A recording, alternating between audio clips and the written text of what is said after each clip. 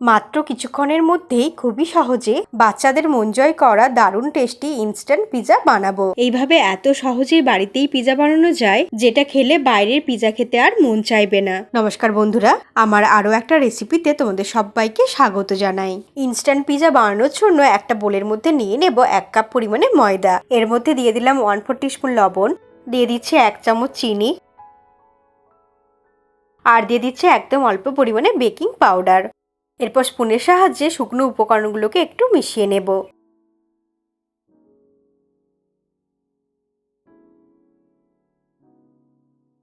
সবকিছু একটু মিশিয়ে নেওয়ার পর এর মধ্যে দিয়ে দিচ্ছি 1 কাপ পরিমাণে টক দই। 1 কাপ পরিমাণে ময়দার জন্য 1 কাপ পরিমাণে টক দই নিতে হবে। দই দিয়ে সবকিছুর সঙ্গে খুব ভালো করে মিশিয়ে নিয়ে ফেটিয়ে নিতে হবে।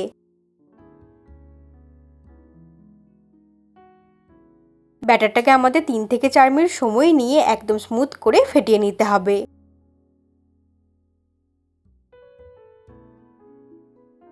কিছুক্ষণ এইভাবে ফেটালেই ঠিক এইরকম স্মুথ হয়ে যাবে। তবে এটা এখনো সম্পূর্ণ রেডি হয়ে যায়নি, আরো কিছুক্ষণ ফেটিয়ে নিতে হবে। ফেটাতে ফেটাতে ব্যাটারটা খুব সুন্দরভাবে স্মুথ হয়ে যাবে আর বেশ কিছুটা পাতলাও হয়ে আসবে। তখনই আমাদের বুঝতে হবে ব্যাটারটা একদম তৈরি হয়ে গেছে। এরপর একটা কড়াই গরম করে নিয়ে নেব 1 কাপ পরিমাণে সাদা তেল। তেলটা কড়াইয়ের সব দিকটাতে একটু স্প্রেড করে নিয়ে দিয়ে দেব বানিয়ে নেওয়া ওই ময়দার ব্যাটারটা। পুরো ব্যাটারটাই কড়াইয়ের মধ্যে ঢেলে দিচ্ছি।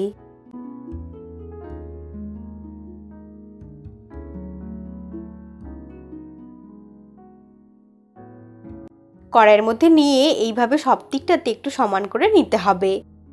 হাতা দিয়েও সব দিকটাতে একটু সমান করে নিতে পারো।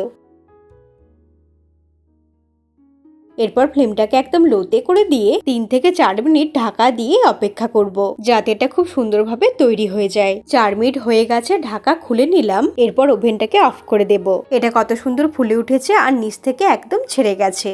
এরপর কড়াই থেকে তুলে নিয়ে দিয়ে দিলাম আরো 1/2 চামচ পরিমাণে তেল। তেলটা কড়াইয়ের মধ্যে আবারও একটু স্প্রেড করে নিয়ে পিজাটাকে উল্টে এর মধ্যে দিয়ে দিলাম। এরপর ভেজে নেওয়া উপরের দিকটাতে দিয়ে দেবো 1 চামচ টমেটো কেচাপ। ফ্লেমটা কিন্তু আমরা অফ করেই রেখেছি। টমেটো কেচাপটা দিয়ে সব দিকটাতে খুব ভালো করে স্প্রেড করে নেব। বাড়িতে যদি পিজা সস থাকে তাহলে তোমরা এর মধ্যে ব্যবহার করতে পারো।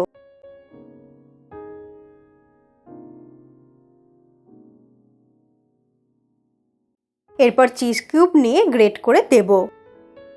বাড়িতে যদি মোজারেলা চিজ থাকে সেটাও তোমরা ব্যবহার করতে পারো। চিজের পরিমাণটা কিন্তু তোমাদের খুশি মতো বাড়িয়ে বা কমিয়ে ব্যবহার করতে হবে। পিজা বরাবর চিজটাকে পুরো স্প্রেড করে দিলাম। এরপর দিয়ে দেব কিছু ভেজিটেবলস। দিয়ে দিচ্ছি টুকরো করে কেটে নেওয়া ক্যাপসিকাম। এইভাবে একটু সাজিয়ে দিচ্ছি।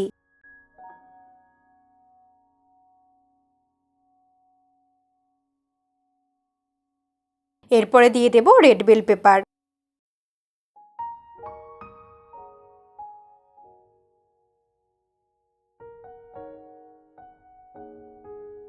দিয়ে দিচ্ছি একটু বড় বড় করে কেটে নেওয়া পেঁয়াজ। এই পিজাটা একদমই কম সময়ে অল্প কিছু উপকরণ দিয়েই তৈরি হয়ে যায়, আর এটা বানানো যেমন খুবই সহজ, খেতেও কিন্তু দারুণ লাগে। তোমরাও এইভাবে বাড়িতে বানিয়েও দেখবে সবার খুবই পছন্দ হবে।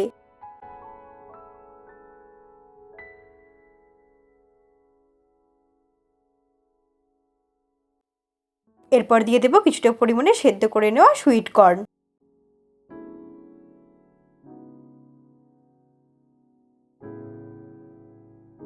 এরপরের ওপর দিয়ে ছড়িয়ে দেব অল্প পরিমাণে চিলি ফ্লেক্স।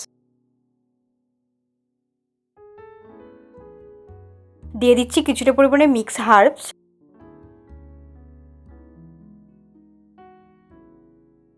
এর ওপর দিয়ে ছড়িয়ে দেব কিছুটা পরিমাণে অরিগ্যানো।